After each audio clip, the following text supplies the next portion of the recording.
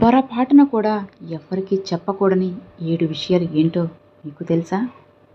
మనం మన నిత్య జీవితంలో మనకు తెలియకుండానే మన రహస్యాలను వేరే వాళ్ళకి చెప్పేస్తూ ఉంటాం కదా! ఇక ఆ విషయాలను చెప్పడం వల్ల మన ఇంట్లో గొడవలు జరుగుతాయి. అప్పటి వరకు శాంతంగా ఉన్న ఇంట్లో అశాంతి నెలకొంటుంది. మనం తెలిసి తెలియక మూర్ఖత్వంతో రహస్యాలను వారికి చెప్పడం జరుగుతుంది. అదే మన దుఃఖానికి కారణమవుతుంది. అప్పుడు అర్థమవుతుంది, అయ్యో, నేను ఆ రహస్యం చెప్పకుండా ఉండి ఉంటే ఈరోజు ఈ బాధ కలిగేది కాదు. అది పూర్తిగా నేను చేసిన తప్పే అని అనుకుంటాం. అందుకు ఒక అద్భుతమైన కథని చెబుతాను. ఈ కథలో మనం ప్రాణం పోయినా ఎవ్వరికీ చెప్పకుండానే 7 విషయాలను వివరిస్తాను. వాటిని మీరు గనక మీ జీవితంలో ఆచరిస్తే మీకు దుఃఖం కలగదు, జీవితాంతం సుఖంగా జీవిస్తారు. మరి ఈ కథను జాగ్రత్తగా పూర్తి వరకు వినండి. పూర్వం ఒక నగరంలో రాము అనే ఒక యువకుడు ఉండేవాడు. ఇక అతను చాలా పేదవాడు. అతని వద్ద ఏమాత్రం ధనం లేదు. అతను ఏ పనైనా చేద్దామని వెతికినా అతనికి ఏదీ దొరకడం లేదు. అతడిని ఎవ్వరూ పనిలో పెట్టుకోవడం లేదు. ఒకరోజు అతని భార్య తన దగ్గరకు వచ్చి, ఇలా చూడండి, ఇల్లు గడవడం చాలా కష్టంగా ఉంది. అయినా సరే మీరు ఏ పనిని చేయడం లేదు. ఇలా అయితే మనం ఎలా బ్రతుకుతాం అంటూ అడుగుతుంది. అప్పుడు ఆ భర్త, నేను పని కోసం చాలా ప్రయత్నాలు చేస్తున్నాను. ఎవరి వద్దకు వెళ్ళి పని అడిగినా మాకు పనికి వాళ్ళు అవసరం లేదు అని వెనక్కి పంపేస్తున్నారు. నేను పని కోసం వెతికి వెతికి అలసిపోయాను. నాకేమీ అర్థమే కావడం లేదు. ఇక నేను ధనం ఎలా సంపాదించాలి? నా పిల్లల్ని నిన్ను ఎలా పోషించాలి? నాకు చాలా భయంగా ఉంది అని అంటాడు. ఇక అప్పుడు అతని భార్య బాగా ఆలోచించి, చూడండి, మీరు పని కోసం ఒక వ్యాపారి వద్దకు ఒక్కసారి మాత్రమే వెళ్తున్నారు. అతను పని లేదు అని అంటే ఇక మీరు ఎప్పుడూ ఆ వ్యాపారి వద్దకు వెళ్ళడం లేదు. నీకు ఏదైనా పని కావాలి అంటే పదే పదే వారిని బ్రతిమిలాడాలి. మన అవసరం, మన పేదరికం వారికి వివరించి చెప్పాలి. అప్పుడే వారు నీ అవసరాన్ని అర్థం చేసుకొని నీకు తప్పకుండా పనిని ఇస్తారు. నువ్వు సిగ్గుపడకుండా వారికి మన పరిస్థితిని పూర్తిగా వివరించు. మనకు ఆ పని ఎంత అవసరమో వారికి వివరించి చెప్పు. అలా చేస్తే నీకు ఖచ్చితంగా పని దొరుకుతుంది అని చెప్పింది. ఇక భార్య చెప్పిన మాటలు విన్న రాము మరుసటి రోజు పని కోసం ముందు వెళ్ళిన వ్యాపారి వద్దకే మళ్ళీ వెళ్తాడు. ఈసారి ఆ వ్యాపారికి నమస్కరిస్తూ, నాకు ఈ పని చాలా అవసరం. నేను చాలా పేదవాణ్ణి. నేను చాలా కష్టాలలో ఉన్నాను. నేను నా భార్య బిడ్డలను పోషించలేకపోతున్నాను. మీరు నాకు ఎంత జీతం ఇచ్చినా పర్వాలేదు, కానీ పని మాత్రం ఇవ్వండి. లేదంటే నేను చాలా కష్టాలు పడతాను అని అంటాడు. ఇక అతని బాధలు విన్న ఆ వ్యాపారికి అతనిపై జాలి కలిగి అతన్ని పనిలో పెట్టుకున్నాడు. ఇక ప్రతిరోజు ఎంతో సంతోషంగా తన పని చేసుకుంటూ ఉంటాడు. ఇలా కొంతకాలం గడిచిపోయింది. అతనికి పని లభించిందని సంతోషంగానే ఉంది. కానీ అతనికి మిగతా వారికంటే చాలా తక్కువ జీతం లభించేది. తాను చేసే పనినే వేరే వారు చేస్తున్నారు, కానీ వారికి జీతం ఎక్కువగా లభించేది. ఒకరోజు రాము ఆ వ్యాపారి వద్దకు వెళ్ళి, చూడండి, నేను చేసే పనే మిగతా వారు కూడా చేస్తున్నారు. అందరం సమానంగానే చేసుకుంటున్నాం కదా. కానీ వారికి మీరు జీతం ఎక్కువగా ఇస్తున్నారే, నాకు మాత్రం వారికంటే చాలా తక్కువ జీతం ఇస్తున్నారు. ఎందుకు అలా చేస్తున్నారు అంటూ అడుగుతాడు. ఇక అప్పుడు ఆ వ్యాపారి, చూడు, నిజానికి నాకు పనివాళ్ళు అవసరం లేదు. కానీ నీకు ఈ పని ఎంతో అవసరమని అడిగితేనే నేను నీకు ఈ పనిని ఇచ్చి జీతం ఇస్తున్నాను. నేను నీకు చేసిన దానికి నువ్వు నాకు ధన్యవాదములు చెప్పాలి, కానీ నువ్వు నన్ను ప్రశ్నిస్తున్నావు అంటూ కోప్పడతాడు. ఇక రాము ఏమీ అనలేక మౌనంగా అక్కడి నుండి వెళ్ళిపోయాడు. ఎందుకంటే ఆ వ్యాపారి చెప్పింది కూడా నిజమే. అతని అవసరాన్ని చూసి అతనికి పనిని ఇచ్చాడు. ఇక రాము ఆ విషయాన్ని మెల్లిమెల్లిగా తన బంధువులకు, మిత్రులకు చెప్పడం ప్రారంభించాడు. మా వ్యాపారి అందరికీ ఒకేలా వేతనం ఇవ్వడం లేదు. నేను ఎంత పని చేసినా సరే నాకు చాలా తక్కువ వేతనం ఇస్తున్నాడు. మా వ్యాపారి మంచివారు కాదు అంటూ అందరికీ చెప్పుకొని తిరిగేవాడు. ఇలా కాలం గడుస్తూనే ఉంది. రాము తన పనిని తాను చేసుకుని వెళ్ళిపోయేవాడు. ఇక వ్యాపారి మిగతా వారికంటే ఎక్కువ పనిని రాముతోనే చేయించేవాడు. కానీ జీతం మాత్రం అందరికంటే తక్కువగానే ఇచ్చేవాడు. ఇది రాముకి అస్సలు నచ్చడం లేదు. ఇక అతనికి మెల్లిగా తన పని మీద ఆసక్తి కూడా తగ్గిపోయింది. విలువ లేని చోట నేను పని చేయను అంటూ ఇక కొన్ని రోజుల్లోనే ఆ పనిని మానేసి ఇంట్లోనే ఉండిపోయాడు. మళ్ళీ ఈ కథ మొదటికి వచ్చింది. ఇల్లు గడవడం కష్టంగా మారింది. ఇక రాము తన బంధువులకు మిత్రులకు సాయం చేయమని అడుగుతాడు. కానీ ఎవ్వరూ సాయం చేయడం లేదు. అందరూ అతన్ని తప్పించుకొని తిరుగుతున్నారు. అందరూ అతని ముందు ఉన్నప్పుడు మాత్రం అతని పరిస్థితిని చూసి జాలిపడ్డట్లుగా నటించేవారు. కానీ అతని వెనకాల మాత్రం వీడు ఒక మూర్ఖుడు, పనిని వదిలేసి ఊరికే ఇంట్లో కూర్చుంటున్నాడు, తినడానికి తిండి కూడా సరిగా లేదు, ఇప్పుడు మనం వీడికి ధనం అప్పుగా ఇచ్చినా వాటిని ఇతను తిరిగి తీర్చలేడు, ఇక ఇతనికి పని చేయడం చేత కాదు అని అనుకునేవారు. అందరూ రాము ఇంటికి వచ్చి గొప్పగా జ్ఞానం బోధ చేస్తున్నారు. కానీ ఎవ్వరూ సాయం మాత్రం చేయడం లేదు. ఈ లోకంలో మాటలు చెప్పేవాళ్ళు చాలామంది ఉంటారు. కానీ కష్టం వస్తే మాత్రం ఆదుకోవడానికి మేమున్నామంటూ ఒక్కరు కూడా రారు. ఇక ఇలా కొంతకాలం గడిచిపోయింది.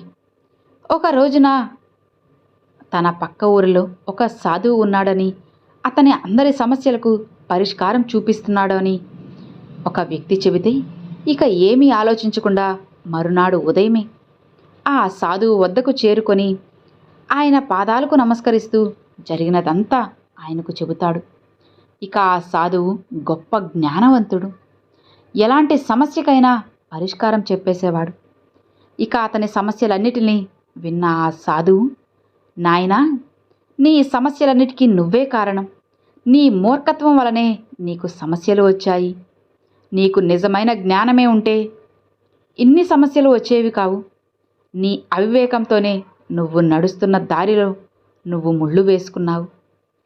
నేను నీకు ఈరోజు అత్యంత జ్ఞానవంతమైన, ప్రతి మనిషికి తన జీవితంలో ఎంతో ఉపయోగపడే 7 విషయాల్ని చెబుతాను.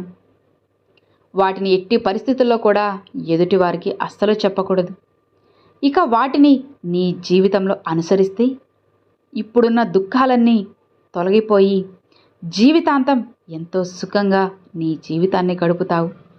ఇక ఆ 7 విషయాల్లో మొదటిది, అతి ముఖ్యమైనది, నీ నిస్సహాయతను, నీ దీనస్థితిని ఎవ్వరికీ చెప్పవద్దు. నీ దీనస్థితిని, నిస్సహాయతను ఎదుటివారికి చెప్పి వారి నుండి దయను, సానుభూతిని పొందకూడదు. ఈ రోజున వాళ్ళు నీ పరిస్థితిని చూసి నీకు సాయం చేసినా మరుసటి రోజు వేరే వారి ముందు నీ గురించి తప్పుగా చెబుతారు. నీకు ఏమాత్రం విలువ ఇవ్వరు. అందుకే ఎవ్వరి ముందు మన స్థితిని చెప్పకూడదు.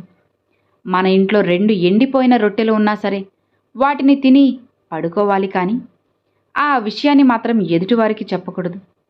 ఎదుటి వారి ముందు సాధారణంగానే జీవించాలి. ఆలోచించు, నీ దీన స్థితి గురించి ఎదుటి వారికి ఎందుకు చెప్పుకుంటావు? వారి నుండి సానుభూతి పొందడానికా, లేదా ఆర్థికంగా సాయం పొందడానికా? అలా చేస్తే ఎదుటివారు నిన్ను వారి ప్రయోజనాల కోసం వాడుకుంటారు. ఎందుకంటే నీ అవసరం వారికి తెలుసు. నువ్వు దానికోసం ఏ పనైనా చేస్తావని వాళ్ళకి తెలుసు. అలాంటప్పుడు వాళ్ళు నిన్ను ఒక పావులాగా వాడుకుంటారు. అందుకే అవసరాలకు దీనస్థితిని, మన నిస్సహాయతను ఎవ్వరికీ చెప్పవద్దు. ఇక ఎవ్వరికీ చెప్పకూడని రెండవ విషయం, మన గతంలో చేసిన తప్పులని, అలానే భవిష్యత్తులో చేయబోయే ముఖ్యమైన పనుల గురించి ఎవ్వరికీ చెప్పవద్దు. ఒకసారి ఆలోచించు, మనం గతంలో చేసిన తప్పులను వేరే వ్యక్తికి చెబితే ఆ తప్పులు ఒప్పులుగా మారిపోవు కదా. అలాంటప్పుడు వాటిని వేరే వారికి చెప్పడం వల్ల ఏం ప్రయోజనం? మన తప్పుల్ని మనమే బయట పెట్టుకున్నట్లు ఉంటుంది. అలా చేయడం వల్ల ఎదుటి వ్యక్తి దృష్టిలో మనం తప్పుడు వ్యక్తిగా మిగిలిపోతాం. అందుకే గతంలో చేసిన తప్పుల్ని ఎవ్వరికీ చెప్పవద్దు. అలానే భవిష్యత్తులో చేయాలనుకుంటున్న ముఖ్యమైన పనులను ఎదుటి వ్యక్తికి చెప్పకండి. మనం చేయబోయే పని గురించి ఎదుటి వ్యక్తులకు అవసరమే లేదు. అలాంటి వారికి మనం భవిష్యత్తులో చేసే పని గురించి ఎందుకు చెప్పాలి? మనం ఆ వ్యక్తికి భవిష్యత్తులో చేస్తామన్న పని, ఒకవేళ మనం ఆ పనిని పూర్తి చేయలేకపోతే, మనం ఎవరికైతే ముందుగానే ఆ పని గురించి వివరించి చెప్పామో ఆ వ్యక్తి ముందు మనం చులకనైపోతాం. ఇక ఎవ్వరికీ చెప్పకూడని మూడో విషయం, మన ఇంట్లో జరిగిన ఏ విషయమైనా సరే, అది చిన్నదైనా పెద్దదైనా, మంచైనా చెడైనా, ఎట్టి పరిస్థితుల్లోనూ బయటవారికి చెప్పకూడదు. మన ఇంట్లో ఉన్న తల్లిదండ్రులతో కానీ, భార్యతో కానీ, పిల్లలతో కానీ ఏదో ఒక విషయం, వారితో మంచో చెడో ఏదో ఒకటి మాట్లాడుకుంటాం. ఆ మాటలు మన ఇంటిని దాటి బయటకు వెళ్ళకూడదు. ఒకవేళ ఎవరైనా ఈ విషయాలను బయట వారికి చెబితే, మనమే వారికి మన గురించి తప్పుగా మాట్లాడుకునే అవకాశం ఇచ్చినట్లు అవుతుంది. ఆ విషయం ఒక్కరితోనే ఆగకుండా ఊరందరికీ చేరుతుంది. ఇప్పటి సమాజంలో ఇదే నడుస్తుంది. మన ఇంట్లో గొడవ జరిగితే ఇక వాటిని తీసుకువెళ్ళి బంధువులకు, పక్కవారికి చెబుతూ ఉంటారు. ఇలా చేయడం వల్ల మీకు ఏం లాభం వస్తుంది? అంతేగాక ఆ గొడవలు మరింతగా పెరుగుతాయి. అందుకే ఏ విషయాలైనా సరే అందరూ కలిసి ఇంట్లోనే పరిష్కరించుకోవాలి. ఇంట్లోని విషయాలు గడప దాటి బయటకు వెళ్ళకూడదు. ఇక ఎవ్వరికీ చెప్పకూడని నాలుగో విషయం, అతి ముఖ్యమైనది, మన సంపాదనను ఎట్టి పరిస్థితుల్లోనూ ఎదుటివారికి చెప్పకూడదు. ఒక్కసారి ఆలోచించండి. మనకు సంపాదన ఎక్కువగా వస్తుందని మన స్నేహితులకు చెబితే, ఆ స్నేహితునికి ఏదైనా సరే ఒక ఆర్థిక సమస్య వస్తే అతను ఖచ్చితంగా నిన్నే గుర్తు చేసుకుంటారు. ఎందుకంటే నీ సంపాదన అతనికి తెలుస్తుంది కాబట్టి. నువ్వు మాత్రమే అతనికి సాయం చేయగలవు అనుకుంటాడు. అతను వచ్చి నీకు సాయం అడుగుతాడు. నువ్వు సాయం చేస్తే అంతా బానే ఉంటుంది. ఒకవేళ నువ్వు వేరే కారణాల వల్ల అతనికి సాయం చేయలేకపోతే, అప్పుడు ఆ వ్యక్తి నీ గురించి ఇలా అనుకుంటాడు, ఇతను బానే సంపాదిస్తున్నాడు కదా, ఇతని వద్ద చాలా ధనం ఉంది, అతను అనుకుంటే నాకు చాలా సాయం చేయగలడు, కానీ కావాలనే నాకు సాయం చేయడం లేదు అని అనుకుంటాడు. ఇక ఆ రోజుల్లో స్నేహం కూడా చెడిపోతుంది. ఒకవేళ మీ సంపాదన తక్కువగా ఉంటే మిమ్మల్ని చూసి నవ్వుకుంటారు, చిన్నచూపు చూస్తారు. ఒకవేళ మీరు ఎక్కువగా సంపాదిస్తే ఆర్థికంగా సాయం చేయమని అడుగుతారు. ఆర్థిక సాయం చేయకపోతే బంధువులు, స్నేహితులు అందరూ దూరం అవుతారు. అందుకే మన సంపాదన గురించి ఎవ్వరికీ కూడా చెప్పకూడదు. ఇక ఎవ్వరికీ చెప్పకూడని ఐదవ విషయం, మనం బలం మరియు మన బలహీనతల గురించి ఎవ్వరికీ చెప్పకూడదు. ముందుగా ప్రతి మానవుడు తన బలాలు, బలహీనతలను తెలుసుకోవాలి. అలానే వాటిని ఎవ్వరికీ చెప్పకూడదు. మన బలహీనత గురించి ఎదుటి వారికి చెబితే ఏదో ఒక సమయంలో మన బలహీనతను ఉపయోగించుకొని వాళ్ళు ప్రయోజనాన్ని పొందుతారు. ఒకవేళ మన బలం గురించి ఎదుటి వాళ్ళకి తెలిస్తే దానికి తగ్గట్లుగా వ్యూహాన్ని రచించి మనల్ని ఓడిస్తాడు. అందుకే మన బలహీనతలు, బలాలు ఎవ్వరికీ చెప్పకూడదు. అంతెందుకు, మన సొంత భార్యాభర్తలకు కూడా మన బలాలు, బలహీనతలు చెప్పకూడదు. ఈరోజు ఉన్న పరిస్థితి రేపు ఉండకపోవచ్చు. కాలం ఎప్పుడైనా మారిపోవచ్చు. సొంత వాళ్ళు కూడా శత్రువులుగా మారవచ్చు. అలాంటప్పుడు మన బలహీనతలు వాళ్ళకు తెలిస్తే మనల్ని ఒక ఆట ఆడిస్తారు. ఇక ఆరో విషయం, మన ప్రాణమిత్రులు ఎవరు, మన శత్రువులు ఎవరు అన్నది ఎదుటివారికి చెప్పకండి. మన ప్రాణమిత్రుని గురించి ఎదుటివారికి చెబితే నీ స్నేహాన్ని చెడగొట్టే ప్రయత్నం చేస్తారు. అందరూ అలా చేయకపోవచ్చు, కానీ శత్రువు మాత్రం ఆ ప్రయత్నమే ఖచ్చితంగా చేస్తారు. మిమ్మల్ని విడగొట్టే ప్రయత్నం చేస్తాడు. అలానే మన శత్రువు ఎవరు అనేది కూడా ఎవ్వరికీ చెప్పకూడదు. ఎందుకంటే ఈరోజు నీతో స్నేహంగా ఉన్న వ్యక్తి రేపు నీకు శత్రువుగా మారితే అతను నేరుగా నీ శత్రువుతోనే చేతులు కలిపి నిన్ను నాశనం చేసే ప్రయత్నం చేస్తాడు. అందుకే జాగ్రత్త. ఎంత ప్రాణ స్నేహితుడైనా నీ శత్రువు గురించి మాత్రం చెప్పకండి. ఇక చివరిది, ఏడవది, నువ్వు దానం చేస్తే ఆ దానం చేసిన విషయం ఎవ్వరికీ చెప్పకూడదు. అలా అందరికీ తెలిసేలా దానం చేస్తే ఆ దానం వ్యర్థమవుతుంది.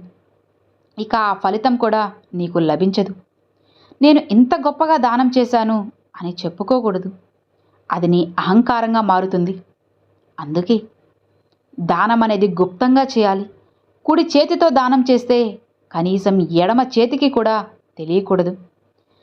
7 విషయాలు చెప్పిన ఆ గురువు, నాయనా, ఈ 7 విషయాలు ఎవరైతే తమ జీవితంలో పాటిస్తారో, వారి జీవితంలో ఎవరైతే వీటిని అనుసరిస్తారో వాళ్ళు ఎప్పుడూ కూడా సుఖంగా, సంతోషంగా తమ జీవితాన్ని జీవిస్తారు. అలానే వారి ఇంట్లో ఎలాంటి గొడవలు జరగవు అని చెబుతాడు. ఇక గురువుగారు చెప్పిన మాటలు విన్న రాము గురువుగారికి నమస్కరించి అక్కడి నుండి తన ఇంటికి వెళ్ళిపోయాడు. ఇక మంచిగా ఉంటాడు. సో ఇక చూశారు కదండి, ఈ చిన్న కథ మీలో మంచి ఆలోచనలు తీసుకొస్తుంది అని అనుకుంటున్నాను. నచ్చితే ఒక చిన్న లైక్ చేయండి, మీ ఫ్రెండ్స్ అండ్ ఫ్యామిలీస్కి షేర్ చేయండి.